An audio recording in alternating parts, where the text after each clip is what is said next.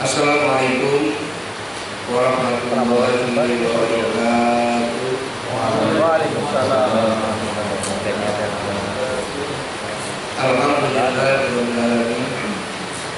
Alladzi arsala rasulahu bil huda wa dinil haqq liyudhhirahu 'ala dini wa kafa billahi shahidan. Asyhadu an la ilaha illallah wahdahu la syarika lah wa asyhadu anna Muhammadan abduhu wa rasuluhu la nabiyya ba'dahu. Allahumma shalli wa sallim ala nabiyyina Muhammad Sallallahu alaihi wasallam. wa ala alihi wa sahbihi ajma'in. Bersyukur kita pada Allah Subhanahu wa taala, alhamdulillah di kesempatan Sabtu malam Ahad ini yang bertepatan dengan tanggal 11 Januari 2005 Masehi, atau malam ini sudah masuk 12 Rajab 1446 Hijriah, atau Amin Abu Datan dalam Ramadan. Kita bersyukur pada Allah Subhanahu wa taala, alhamdulillah Allah masih berikan nikmat yang besar kepada kita berupa iman, Islam, sehat, dan nikmat kesempatan kita waktu, sehingga kita masih bisa melaksanakan perintah Allah, salah satunya melakukan adalah Rabbul Alamin. Kita berdoa pada Allah agar niat langkah perjalanan kita, duduknya kita, hadirnya kita, mengkaji dan mengajinya kita selalu mendapatkan cinta dari Allah Subhanahu wa taala. Pengorbanan kita sampai selama ini Allah beri, Allah bayar, Allah ganti dengan surga Allah Subhanahu wa taala. Amin ya rabbal alamin.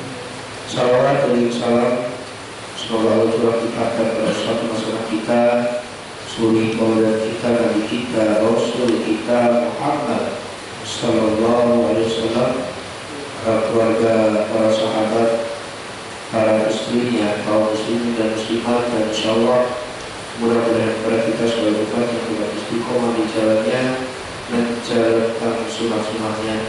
Semoga di akhirat nanti syafaat uzma dari beliau akan diberikan kepada kita semua atas izin Allah, dan kita semua mencari kumpulkan bersama di telaga kausalnya Allah, di surganya Allah, di bawah naungan besar Nabi Muhammad sallallahu alaihi wasallam. Sahabat sekalian yang Allah muliakan, pada malam hari ini kita akan lanjutkan kajian kita mengenai penyakit hati.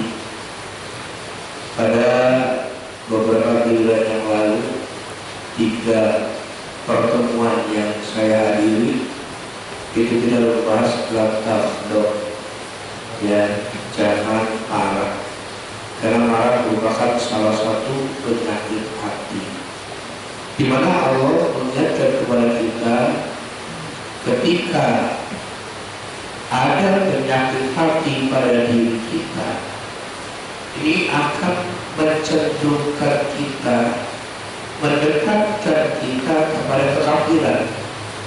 Bahkan ketika kita mati pun mati dalam keadaan kafir.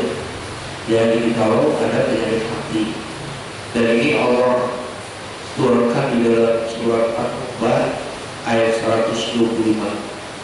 Allah berfirman di sana, atau 125, A'udzubillahi minasyaitonir rajim. Wa amal ladina fi qulubihim maradun fazadahum rijsan ila rijsihim wa matu wa hum kafirun. Adapun bagi orang-orang yang dalam hatinya ada penyakit, akan menambah kekafiran mereka yang telah ada, dan mereka akan mati dalam keadaan kafir. Nah, jadi kalau ada penyakit hati pada diri kita, apakah kemarin marah yang menuruti hawa nafsu, apakah ya ria, apakah dengki, apakah hasad, apakah boros, apakah ngeluh atau sombong, yang kita akan bahas pada malam hari ini, maka itu mencenderungkan kita, menggiring kita kepada kekafiran. Dan kalau kita mati, akan mati dalam keadaan kafir. Dan di ayat lain Allah juga mengingatkan kepada kita bahwasanya Allah SWT hanya mau ketemu dengan orang yang punya hati yang bersih. Di dalam surat As-Su'ara, surat 26 ayat 9, illa man atallaha biqalbin salim. Ketika dia ketemu sama Allah dengan hati yang bersih. Atau di dalam surat mohon maaf tadi As-Sofa'at, As-Su'ara ayat 26, kemudian di surat As-Sofa'at surat 37 ayat 84. Bicara waktu biqalbin salim, ketika dia datang kepada Allah dengan hati yang bersih. Jadi jelas di sini. Dan dikuatkan lagi oleh Allah SWT di dalam surat Al-Kahfi ayat terakhir ayat 110. Faman kana yarju liqa'a rabbih falyamal amalan sholihan wa la yusyrik bi ibadati rabbih ahada. Barang siapa yang ingin berjumpa dengan Allah, hendaklah dia beramal soleh dan jangan menyekutukan Allah dengan suatu dalam beribadah kepada Allah. Ya, dengan suatu apapun termasuk perbuatan syirik yang tidak kelihatan atau penyakit hati. Dan Nabi Muhammad SAW di dalam hadis riwayat Muslim bisa dikatakan man laqiyallah yusriku bihi syai'an dakhala an wa man laqiyahu la yusriku bihi syai'an dakhala al-jannah. Barang siapa yang kembali kepada Allah dalam keadaan menyekutukan Allah dengan suatu apapun, maka dia akan masuk ke dalam neraka. Dan barang siapa yang kembali kepada Allah dalam keadaan tidak menyekutukan Allah dengan suatu apapun, dia akan masuk surga. Nah, inilah yang mesti kita selalu ingat-ingat. Ya, ketika penyakit hati dalam diri kita, maka itu akan menyebabkan membuat kita berkekafiran. Bahkan ketika kita mati dalam keadaan kafir, dan Allah tidak mau bertemu dengan kita. Baik, kita lihat sekarang kajian kita tentang sombong. Ya, mohon saudara-saudari dibaca hadisnya.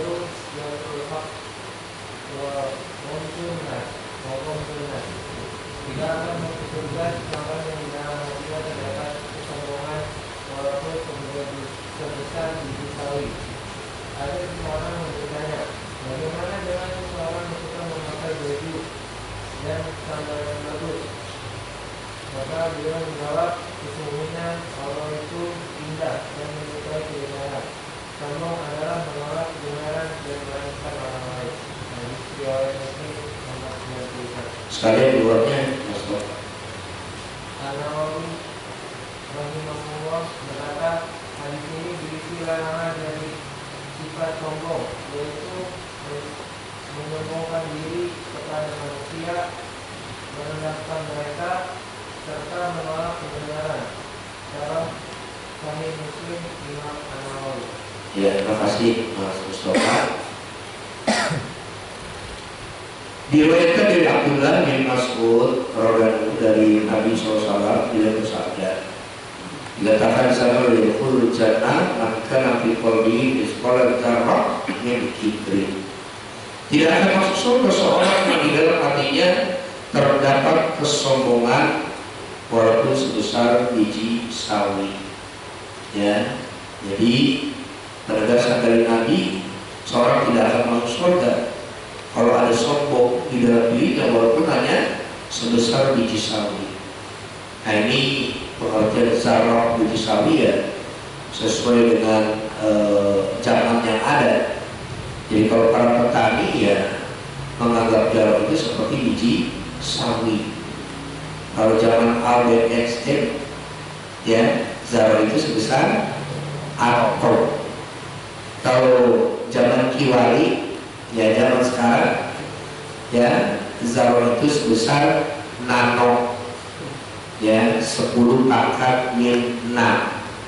Ya, kalau dulu di masa Pak Rusdi, ya, titian rambut dibelah 7, artinya ya, rambut dibelah 7 tahunnya. Tapi di zaman nano hari ini miliaran rambut itu dibelah-belah masih mungkin, ya, dengan teknologi nano, ya, itu. Apa yang lebih mudah, gampang deh.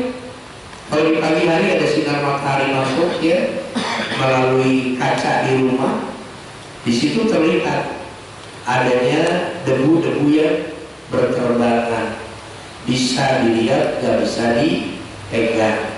Nah, itulah zarah, ya.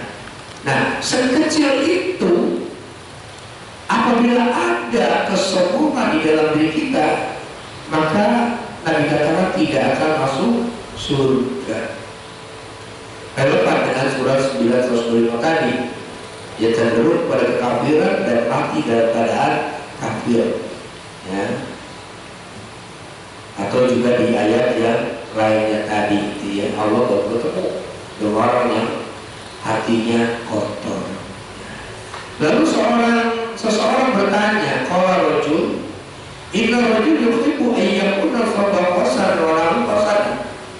Seorang bertanya kepada Nabi, bagaimana dengan seseorang yang punya baju bagus, yang pakai baju bagus dan sedang bagus? Ya, apakah itu kategori sombong, bajunya bagus, seraganya bagus? Kata Nabi, bukan. Innallaha jamilu yuhibbul jamal. Sungguhnya Allah itu indah dan cinta keindahan. Artinya Allah demen sampai begitu. Kita sholat pakai baju yang bagus, baju yang bersih, Allah senang, Allah suka, ya. Ini jadi bukan kita pakai baju yang nggak bagus, yang sembarangan, tapi yang dikatakan jadilu itu jamal, Allah senang, Allah itu indah dan cinta pada keindahan. Lalu apa yang dimaksud dengan sombong? Maka dikatakan al-kibru, sombong itu adalah batul haqq, menolak kebenaran, wal ghadzun nas, dan meremehkan, merendahkan manusia lainnya, ya, atau merendahkan orang lain. Dan An-Nawawi waktu Allah berkata, hadis ini berisi larangan dari sifat sombong, yaitu menyembuhkan diri kepada manusia, merendahkan mereka, serta menolak kebenaran. Ini sombong. Jadi sombong itu dua. Satu menolak kebenaran, yang satu lagi merendahkan atau meremehkan, ya, atau juga merendahkan manusia lainnya, ya, merendahkan, meremehkan manusia lain, menganggap rendah, menganggap enteng, ya, manusia lainnya. Itu yang namanya sombong. Lalu kemudian kita coba melihat di sini kan tadi batul haq, ya, ada spidol ini, ada.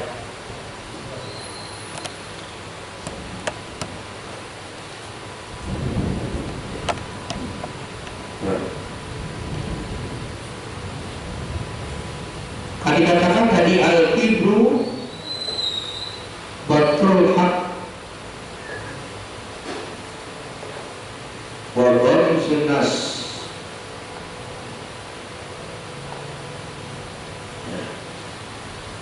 Al-kibru batul haq, sombong itu batul haq, menolak kebenaran. Yang kita bahas yang pertama, menolak kebenaran, ya. Dan ini kita tahu ini merupakan sifat daripada iblis, ya sifat iblis yang Allah kasih gambaran di surat Al-Baqarah ayat 34, ya, kemudian dilanjutkan dengan surat 7 ayat 11 dan 12. Boleh baca Al-Baqarah ayat 34. Ini kita bahas yang pertama, menolak kebenaran. Maksudnya apa?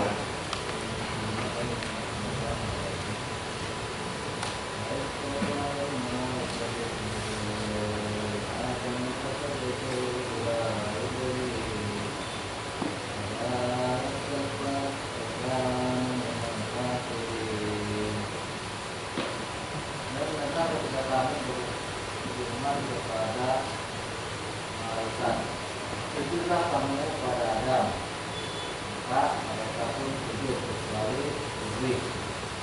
Dia menolak dan mengorbankan diri, dan dia termasuk golongan yang kafir. Sekalian 7 ayat 11-12. Boleh yang lain baca. Al-A'raf ayat 11 dan 12. Walaqad khalaqnakum tsumma sawwarnakum tsumma qulna lil malaikati isjudu li adama fasajadu illa iblis lam yakun minas sajidin. Qala ma mana'aka alla tasjuda id amartuk. Qala ana khairum minhu khalaqtani min narin wa khalaqtahu min tin. Dan sungguh kami telah menciptakan kamu, kemudian membentuk tubuhmu. Kemudian kami berfirman kepada para malaikat, bersujudlah kamu kepada Adam. Maka mereka pun sujud kecuali iblis. Ya, iblis tidak termasuk mereka yang bersujud. Allah berfirman, apakah yang menghalangimu sehingga kamu tidak bersujud kepada Adam ketika aku menyuruhmu? Iblis menjawab, aku lebih baik daripada dia. Engkau ciptakan aku dari api, sedangkan dia engkau ciptakan dari tanah. Allah berfirman di Quran surah Al-Waqiah. Ya, Allah katakan di Al-Quran 34, bagaimana yang namanya sifat iblis di sini.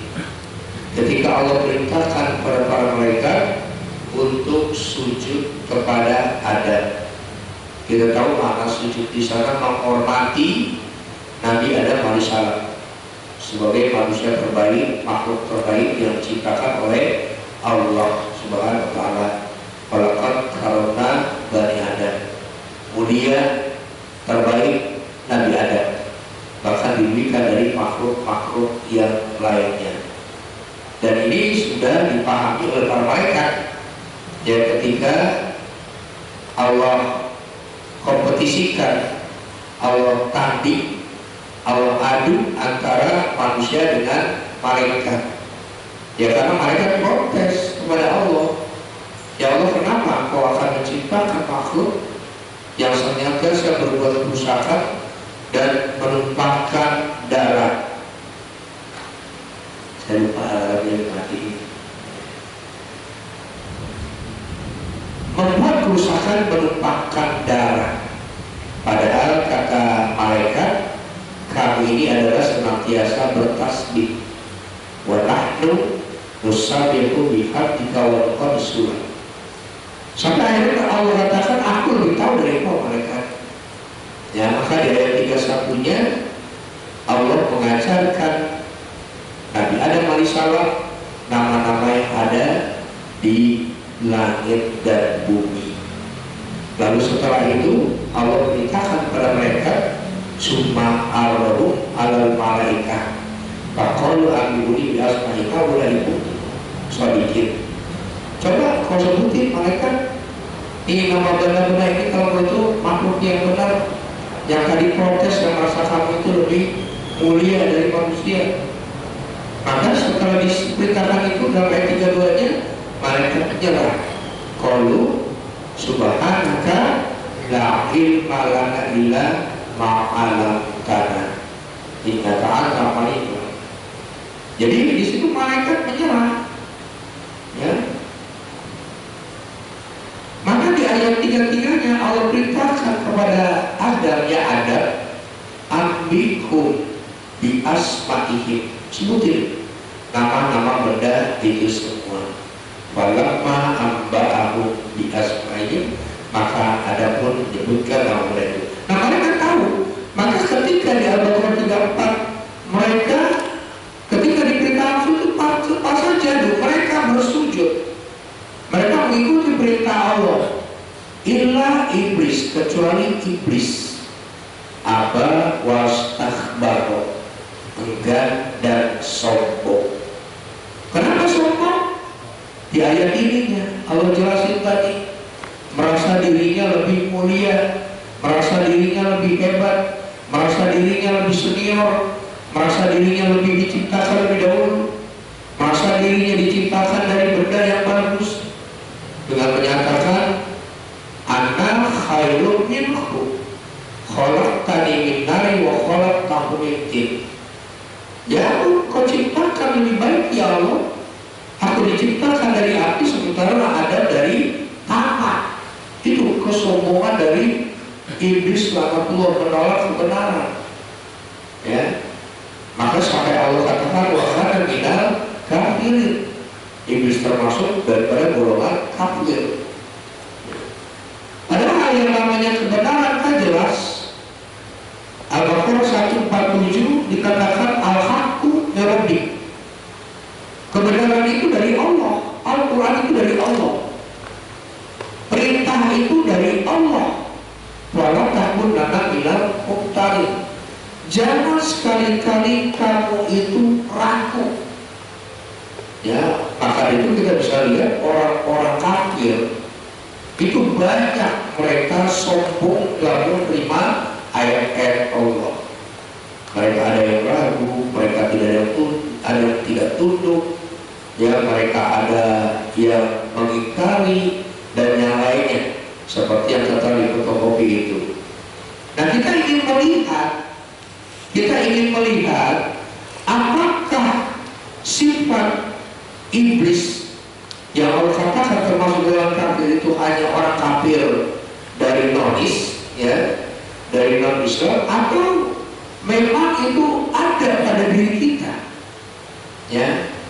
Jadi sifat-sifat yang ada di sana, apakah itu menolak, apakah itu ragu-ragu, apakah itu tidak mau tunduk, apakah itu lari dari kebenaran, apakah pengen minta Quran diganti dan yang lain, ini dari mana dasarnya? Ya, dari mana awalnya kok bisa mereka begitu ingkar kepada Allah? Yuk kita sama-sama lihat surat 47 ayat 25. 47 ayat 25. Mohon dibaca. Ini sebenarnya ayat ini setiap kali ada ulang ya. Tapi beritahu begitu, ya, suruh pulang terus. Mohon 47 25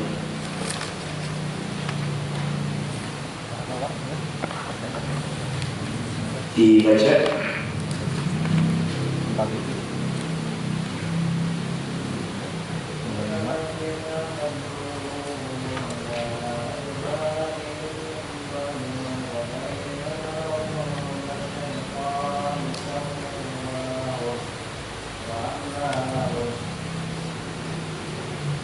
Orang-orang yang berbalik kepada kepada setelah untuk bersurat bagi mereka, sedangkan yang berbalik mereka dan memanjakan anak-anak mereka.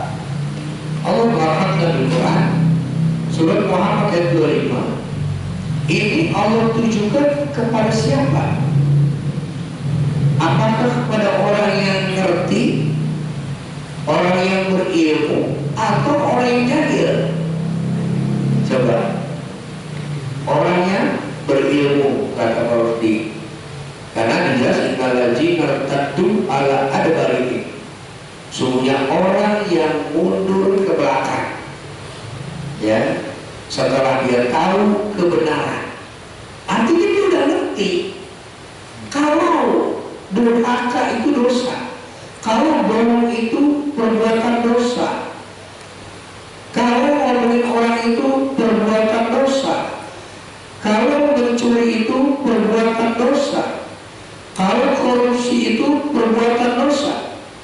Yang korupsi bisa korupsi uang, bisa korupsi waktu, kan bisa kan? Masuknya jam 7, ya, datangnya jam 8. Itu udah korupsi, dia tahu itu dosa. Atau pulangnya jam 4, jam 3 udah pulang, dia tahu itu dosa. Namun kata Allah di sana, dia menggampangkan berbuat dosa, menganggap remeh, menganggap ringan, menganggap enteng, bahkan terbiasa berbuat dosa. Sekali aja gak apa-apa lah terlambat. Sekali aja gak apa-apa gak ngaji. Sekali aja gak apa-apa baca Quran.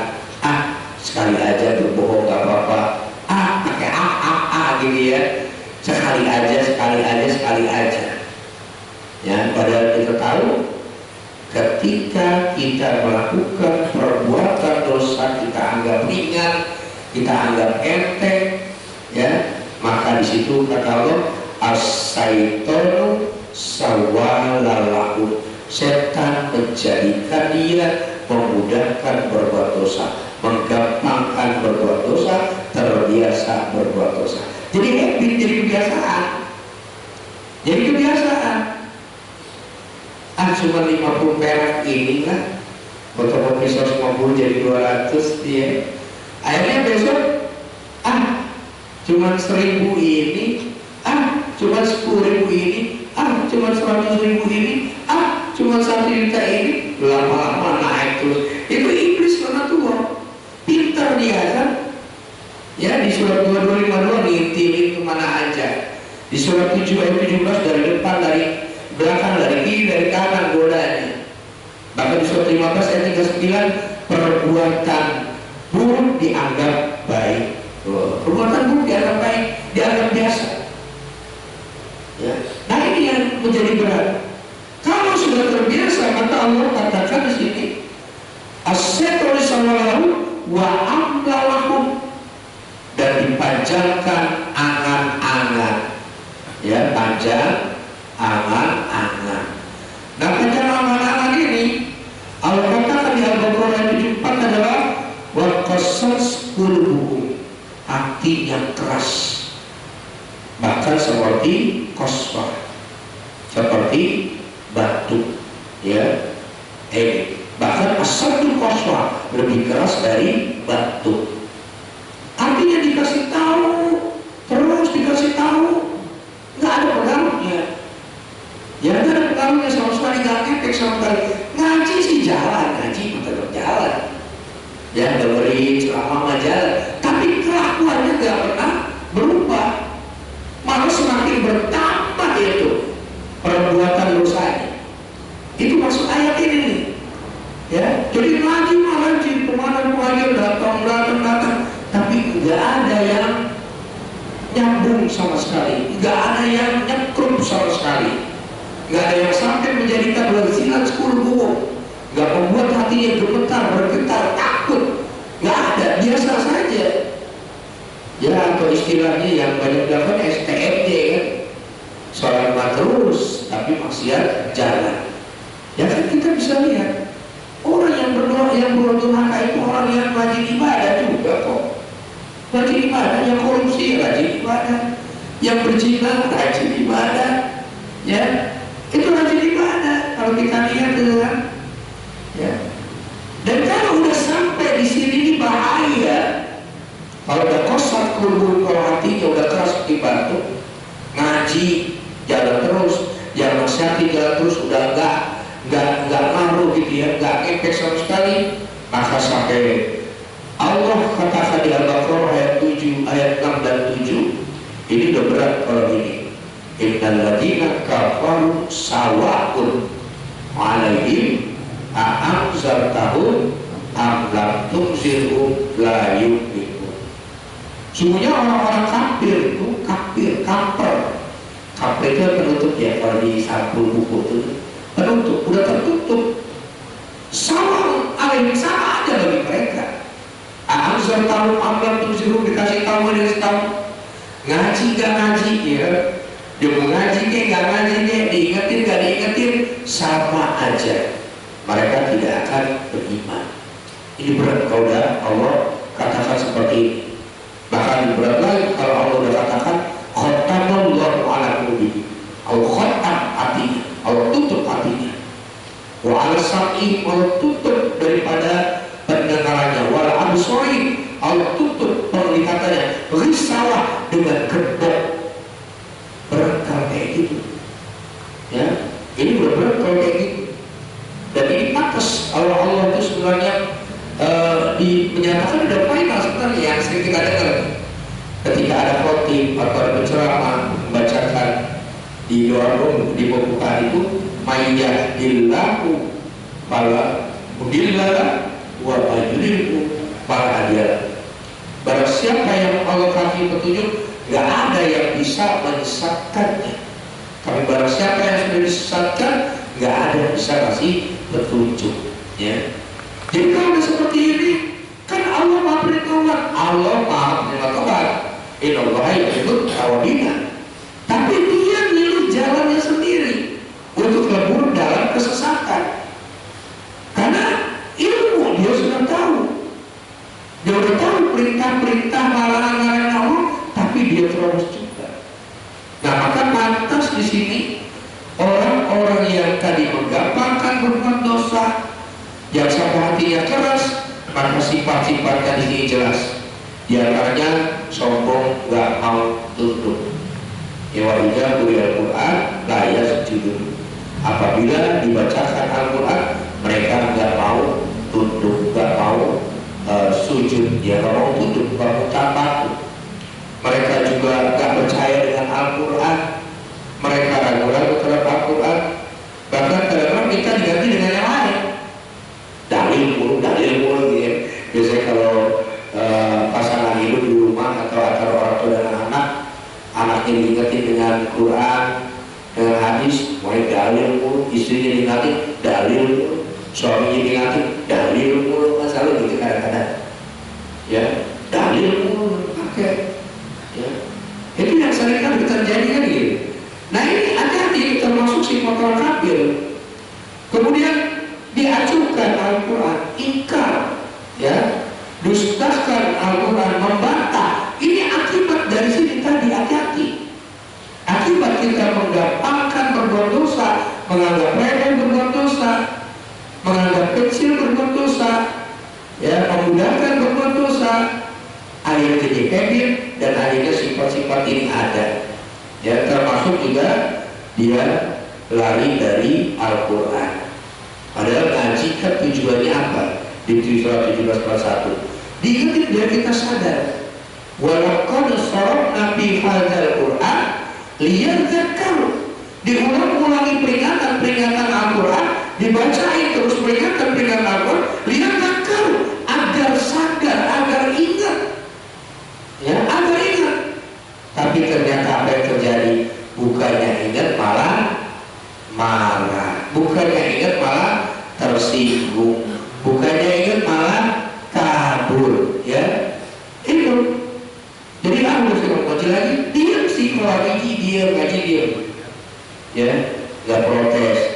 Tapi lama-lama nggak kelihatan si pulang kemana itu, kok nggak kelihatan ya, lama-lama jadi muntaber ya, mundur tanpa berita ya. Ini ada di antaranya lari dari Al-Quran. Bahkan ada yang menyelewengkan ayat di surat 378, mengotak-atik otak ya Quran ini, menyatakan ini dari Allah dan Rasul, padahal itu bukan dari Allah dan Rasul. Hati-hati. Jadi orang yang atas katakan ini dari Allah dan Rasul, padahal Qurannya nggak ada, hadisnya nggak ada, tapi dia katakan dari Allah. Ini termasuk sifat orang kafir ya, termasuk sifat iblis yang menyelewengkan ayat. Makanya hati-hati kita ya dalam Islam menyampaikan kebenaran. Kalau memang tidak ada dasarnya, tidak ada ketentuannya, jangan kita mengatasnamakan Allah dan Rasulnya. Allah ingatkan kita di surah 47 ayat 1, ya ayyuhalladzina amanu la tuqaddimu baina yadayillahi wa rasul. Barang beriman jangan dari Allah dan Rasul dalam kata aturan, dalam kata hukum, dalam kata ketentuan. Nah ini ya, jadi kembali menolak kebenaran awalnya dari menggampangkan berbuat dosa.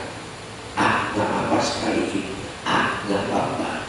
Ya, yang pada akhirnya hatinya keras seperti batu dan Allah tutup. Ya, maka sifat-sifat orang kafir ini ada pada diri orang tersebut. Ya, mudah Allah hindari kita dari hal yang demikian. Lalu yang kedua, waghamzun nas. Ya, waghamzun nas, meremehkan manusia. Meremehkan manusia atau merendahkan manusia, merendahkan orang lain. Ini ada tiga. Yang satu bisa dikenal dengan narsis. Ya, narsis ametik, ya, narsistik, ya. Loh, kok narsistik termasuk merendahkan orang lain? Silakan dibuka di kamus besar bahasa Indonesia. Makna narsistik itu, ya, kondisi di mana seseorang merasa dirinya paling penting, merasa dirinya paling penting, dia dibutuhkan oleh orang. Ya, itu narsis. Dan ini pernah juga diangkat di dalam official Rocky Gerung sama Hersi Bun Arif, ya. Itu lagi penjelasan tentang pemimpin yang merasa dirinya itu paling penting, itu disebut dengan narsistik, ya, narsistik, ya. Nah ini kayaknya bahasa baru, tapi itu udah biasa di KBBI, di Kamus Besar Indonesia. Nah, orang yang merasa dirinya paling penting itu adalah sama saja meremehkan orang lain. Ya, orang lain dianggap butuh semua sama dia. Ya, merasa orang semuanya butuh sama dia. Sampai-sampai apapun yang dilakukannya, kesalahan yang dilakukannya diikuti oleh orang-orang yang ada di sekitarnya. Ini, dan masa itu kata Allah memang akan ada. Yang Allah katakan di surat 11 ayat 59. Mohon dibaca 11 ayat 59. Ya, 11 ayat 59. Jadi di situ ada, ya, silakan baca, pemimpin sewenang-wenang, ya, tapi diikuti.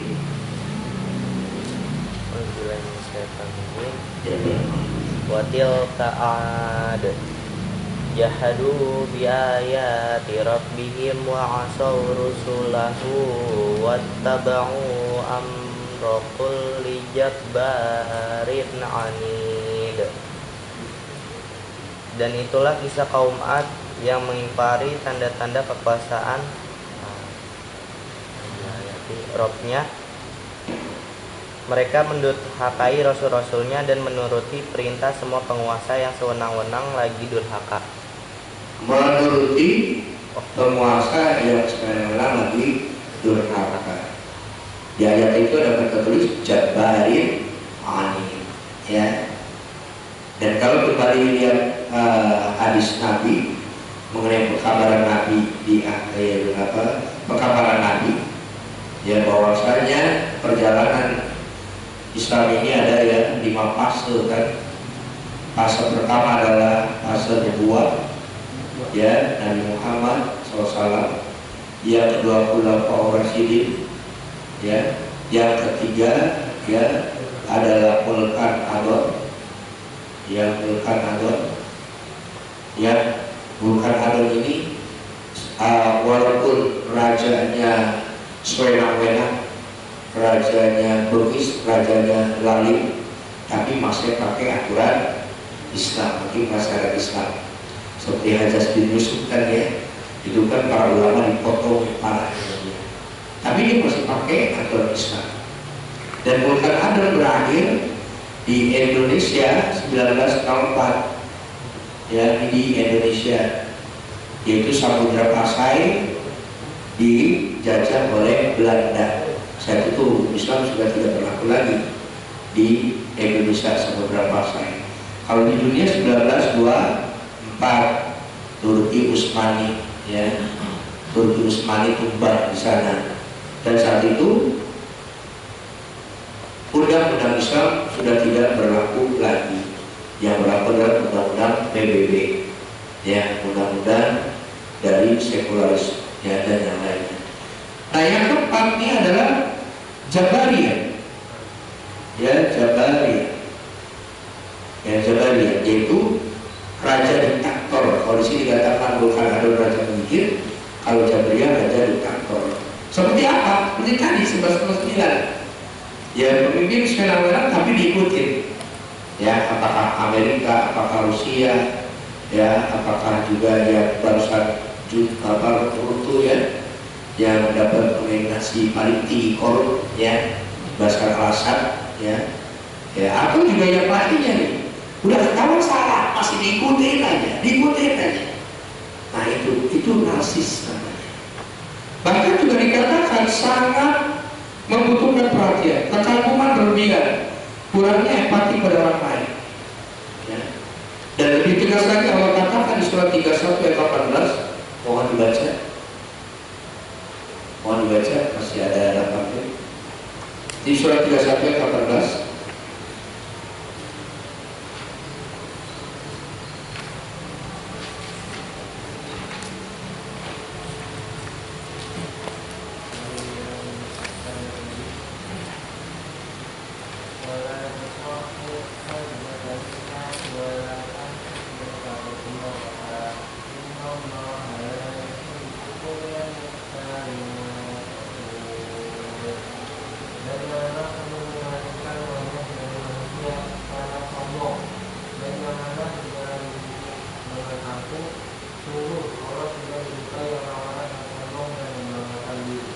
Allah mengatakan salah satunya sifat adalah mukhtal dan fakhur, sombong dan membanggakan diri. Ini sifat narsistik, ya. Keinginan pengennya dipuji mulu, ya, diangkat mulu, tiada hari tanpa mengangkat namanya, ya. Pokoknya diangkat, padahal kerjanya gak bagus, tapi diangkat. Kalau zaman dulu kita kenal ABS, ya Pak, ya, asal Bapak senang. Pokoknya ada pemimpin yang semuanya diangkat mulu, dan suka mempertontonkan perbuatan maksiat. Jadi perbuatan durhaka, perbuatan dosa dipertontonkan dan dilihat oleh halayak ramai, oleh orang banyak. Jadi kalau ada orang yang mempertontonkan perbuatan durhaka, itu narsistik, itu meremehkan orang lain. Ya, itu yang pertama. Lalu yang kedua, sesuai dengan ayat tadi, dia dalam mimik muka dan cara bicara, ya, memalingkan muka, mimik muka. Jadi ada orang yang terlihat sombong itu dalam mimik mukanya. Ya, biasanya gimana kalau mimik mukanya? Ya, gimana Pak? Intinya naik satu, ya, begini naik satu. Kita kalau lagi ada ngobrol, ada orang, tahuan ini sombong, ya, meremehkan orang lain, ya, itu ketahuan. Saya kadang-kadang kalau ngobrol saya perhatiin mukanya, gitu kan.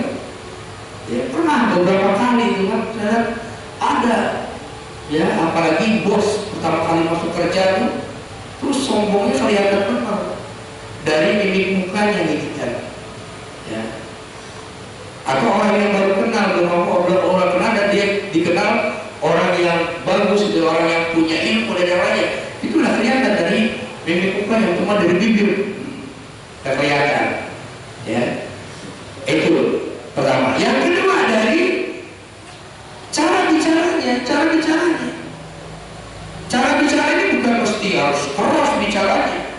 Kalau keras ya orang Sumatera Utara, orang Sulawesi, orang Bima itu suaranya keras-keras, ya. Tapi bukan itu, ada yang pelan tapi dia mengangkat, ngangkat dulu kemudian jatuh, itu ada yang gitu. Dari cara bicaranya pelan tapi sebenarnya dia ngenyek, merendahkan, ya, merendahkan itu kepada orang. Padahal omongannya halus, omongannya halus benar gitu kan. Itu tapi Itu yang kedua. Lalu yang ketiga yang merupakan merendahkan orang lain, melihat lawan bicara, apakah dari segi umurnya, jabatannya, ya, atau juga statusnya. Nih, lihat, umurnya lebih kecil dari kita, jabatannya lebih rendah, atau statusnya hanya orang bawahan seperti itu ya, kasta lah ibaratnya, ya. Itu seperti itu termasuk merendahkan orang lain. Ya. Nah, kita ambil contoh yang seorang yang begitu mulia, yaitu Imam Al-Azhar atau Abu Hanifah atau Imam Hanafi. Ketika dia berjalan bertemu dengan seorang anak kecil, kemudian dia ingetin anak kecil, hati-hati kalau kamu jalan kamu pakai sendal rakyat, nanti kamu bisa terpleset, tergelincir. Ya, hati-hati. Terima kasih, kata anak kecil itu. Nah, kemudian anak kecil itu seorang budak. Nah, ketika diamati orang yang nasihatin, sepertinya saya kenal dengan Tuhan. Kalau nggak salah Tuhan adalah yang dipanggil Imam Al-Azhar, Imam yang agung. Maka saat itu Abu Hanifah itu merasa rendah. Ini bukan saya yang namanya, ini masyarakat yang memanggil saya Imam Al-Azhar. Ya, nggak ada masalah Tuhan, itu bagus. Tapi hati-hati Tuhan lebih berat dari saya. Perkataan Tuhan berbelok, perbuatan Tuhan berbelok, itu lebih bahaya dari saya. Kalau saya tak bisa tergelincir, bisa diobati dengan di mulut, bisa sekali. Tapi kalau Tuhan berbuat yang tidak benar, berkata tidak benar, berat untuk meluruskannya kembali, berat untuk memperbaikinya kembali. Nah, saat itulah Imam Al-Azhar menangis, padahal diingatkan oleh seorang anak kecil. Nah, seperti inilah yang harus ada pada diri kita. Ya, ini. Nah, untuk itu yang terakhir kita lihat bagaimana tingkatan sombong. Ada tingkatan sombong yang pertama adalah dari faktor materi, merasa lebih kaya, lebih berkuasa, lebih tinggi jabatannya, lebih power, lebih terhormat daripada orang lain. Nah, ini adalah tingkat sombong pertama dari faktor materi. Nilai scanning ya, scanning kesombongan. Lalu kemudian ya, tingkat kesombongan yang berikutnya adalah dari faktor kecerdasan. Ya, merasa dirinya itu lebih rajin, lebih pintar, ya. Kemudian juga dia merasa lebih kompeten, lebih berpengalaman, lebih berwawasan dibandingkan yang lain. Ini ada yang sombong seperti itu. Nah, tingkat ketiga ini yang lebih berat, yaitu faktor kebaikan. Dia lebih bermoral, lebih memurah, lebih banyak amalnya, lebih bersemangat berjuang dan beribadah, lebih rajin ngajinya, lebih besar pencapaian targetnya dari orang lain, ya, dan menganggapnya orang lain itu kecil, lebih tulus dibandingkan orang lain. Ini ada di dalam hati kita, terbetik seperti itu. Sombong tingkat satu bisa terlihat karena materi. Sombong tingkat dua apalagi karena merasa lebih pintar, kecerdasan. Tapi sombong tingkat ketiga sulit dilihat, ya, karena seringkali hanya berbentuk benih-benih halus di dalam batin kita. Itu hanya di dalam batin kita adanya. Nah, maka apa yang sudah saya share ke grup KLI, ya, puji dan yang lainnya, itu yang namanya ujub. Ini adalah apa, sombong itu awalnya dari ujub. Yang udah saya share, ya, awalnya dari ujub. Seperti misalnya di sana, ya, jika Allah mudahkan bagimu mengerjakan sholat malam, maka jangan memandang rendah orang yang tidur. Jika Allah mudahkan bagimu melaksanakan puasa, maka jangan memandang orang-orang yang tidak puasa dengan tatapan hina. Jika Allah mudahkan bagimu untuk berjihad, jangan memandang orang-orang yang tidak berjihad itu direndahkan. Jika Allah mudahkan pintu rezeki bagimu, jangan memandang orang yang berhutang dan kurang rezekinya dengan pandangan yang ngecek. Ya, jika Allah mudahkan pemahaman agama bagimu, jangan meremehkan orang yang belum paham agama dengan pandangan hina. Jika Allah mudahkan ilmu bagimu, jangan sombong dan bangga. Ya, ini ujub. Sombong itu awalnya dari ujub, merasa dirinya lebih dari yang lainnya. walaupun itu ada di dalam hati. Jadi itulah kembali saudara sekalian, ya mudah-mudahan kita mau sama Allah, ya biar terhindar daripada sifat sombong ini, yaitu menolak kebenaran dan meremehkan manusia. Lalu bagaimana yang terakhir agar kita terhindar dari semuanya kita yang berdosa?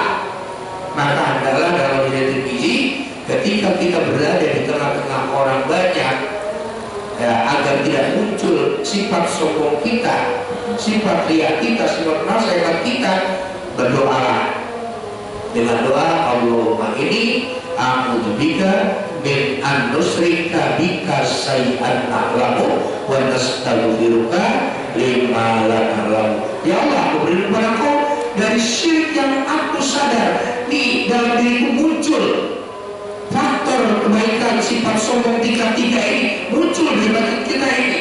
Aku sadar ya Allah, maka aku berlindung padamu ya Allah. Wa nastaghfiruka lima aku mohon ampun pada Engkau dari aku yang tidak sadar. Tahu-tahu orang memuji kita, tahu-tahu kita diviralin. Ayo pas viral orang lain banyak yang memuji, kita udah mohon ampun kepada Allah. Ya, dengan doa ini mudah-mudahan setiap gerak langkah kita akan selalu terjaga dari sifat-sifat sombong seperti ini dan menghindari kita dari kekufuran termasuk mati dalam keadaan kafir. Alhamdulillah, walaupun nana minal mutarin, benar dari Allah datangnya jangan ragu. Salah diri saya tidak dibiasa karena Allah, saya minta maaf. Terima kasih atas fokus dan perhatiannya dalam kajian ini. Semoga berkah dan rahmat Allah berkah pada semua. Amin ya rabbal alamin. Saya Assalamualaikum